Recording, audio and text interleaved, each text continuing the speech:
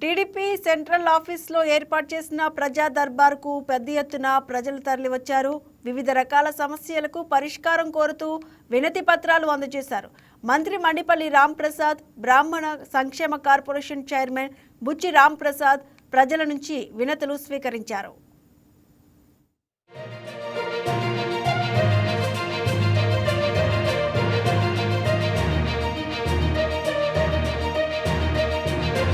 వాళ్ళ మెజారిటీ కేసులు పెన్షన్ల మీద వచ్చినాయండి.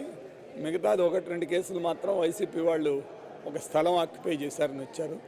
దాని మీద డిపార్ట్మెంట్తో మాట్లాడి న్యాయం చేయమని చెప్పాము. మిగతావి కూడా గుంటూరులో 1-2 షాపుల మీద వచ్చినాయి.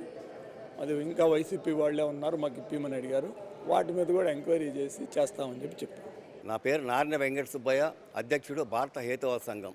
ఈరోజు తెలుగుదేశం పార్టీ కార్యాలయంలో 2 ఫిర్యాదులు ఇవ్వడం జరిగింది. ఒకటి, తిరుపతి జిల్లాలో కల్కి అనే ఒక దొంగస్వామి 20 సంవత్సరాల క్రితం ప్రభుత్వ దళితుల భూములు ఆక్రమించి ఆశ్రమంగా నిర్మించాడు. కలెక్టర్ ఖాళీ చేయమంటే హైకోర్టు కేసు వేశాడు.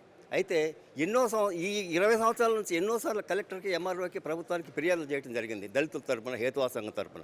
అయితే 2024 జనవరి 10వ తేదీ కల్కి పిటిషన్ హైకోర్టు కొట్టేసింది. అయితే వెంటనే కలెక్టర్ స్వాధీనం చేసుకుని దళితులకు భూమి హ్యాండ్ ఓవర్ చేయాల్సిన బాధ్యత కలెక్టర్కి ఉంది. కానీ కలెక్టర్ ఆ పని చేయాల. అయితే కల్కి ఏదో ఒక రకంగా మేనేజ్ చేసుకుని ఆ కేసును మళ్ళీ రీఓపెన్ చేసుకొని విచారణకి చేస్తే జడ్జి గారు ఏమంటాడు అని మళ్ళా కల్కి తన పిటిషన్ని మొన్న 13వ తేదీ ఉపసంహరించుకున్నాడు.